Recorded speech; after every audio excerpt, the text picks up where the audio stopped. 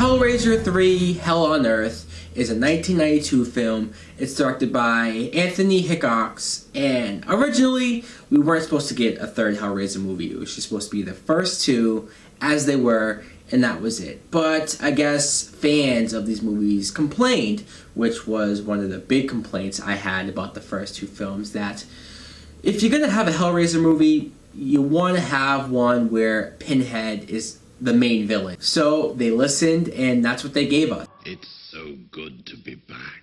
Now, at the beginning of this movie, you see this guy, JP, who I guess has money. He owns this nightclub. He walks into this museum and buys this statue that has all these weird faces of creatures on it.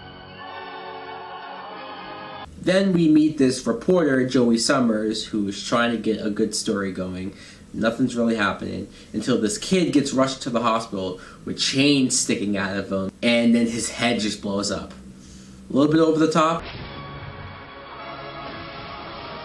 So Joey Summers not only wants to get to the bottom of what happened here so that she could get a good news story, but when she does start to delve in and find out more about this underworld, she's essentially screwed. Now, what I thought of Hell on Earth is, it was okay. First, the main character, Joey Summers, I liked her, she was pretty, but I was trying to figure out, why doesn't the news that she works for, why aren't they more quick to hop on the story?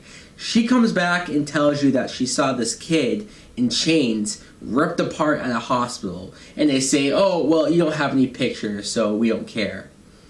Now, that obviously makes her want to find out more about this, and that's how she gets caught in too deep. But I'm like, you could interview anyone at that hospital to get enough of a story to at least investigate this.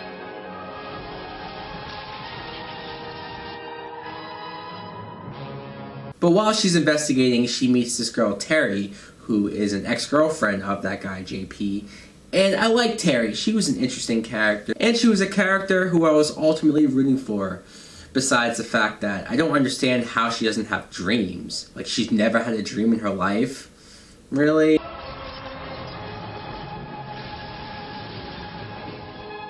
Now, when we see Pinhead, he's pretty gruesome. He's pretty scary. He's actually the way I wanted him to be in the first two films. There was an interesting scene where he teams up with JP. He basically gets him to understand what he does when he kills people and consumes them. Jesus Christ. Not quite. And I found that interesting because even though JP wasn't really killing anyone, Pinhead was able to make enough connections between the two where he understood him. And then later on, when Pinhead uses the whole not being able to dream thing on Terry, that just made Terry look like a really dumb character, and I was like, fuck, I wanted to like this girl. Just give me the box. I haven't mentioned yet that Doug Bradley plays Pinhead. And I appreciate the fact that they delved into his backstory a little bit and how he used to be in the war and what happened to him, and how the fact that his ghost of himself is trying to stop the evil version of himself, Pinhead. I thought that was interesting, but I didn't really care for Joey Summers having this whole dreams of her father being killed in Vietnam, and that somehow, some way being connected to Pinhead.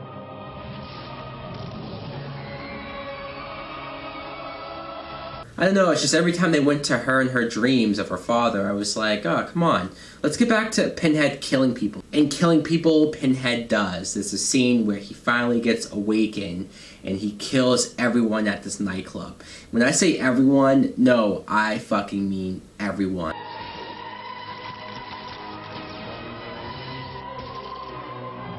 It's brutal and it's chaos. And then at the end of the film, when you see Pinhead and all these other creatures on the streets chasing Joey Summers. Ready for your close-up? And I don't know how much I care for the fact that when Pinhead kills someone, they just come back as a creature. I mean, it's a good idea, I guess, to have someone come back evil, but if you're gonna kill off characters who are already evil, then why do I care when they come back as a creature? We're going to hell, ladies first. Relax, baby. This is better than sex. But ultimately, Hellraiser 3, Hell on Earth, wasn't bad. I think it was a little better than the first two films. Sure, there was a lot of dumb stuff in there. And of course, this cube puzzle thing still really doesn't 100% make sense to me.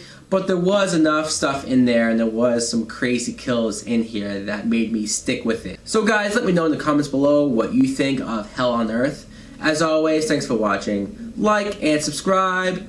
Peace! Clive Barker presents Hellraiser 3, Hell on Earth.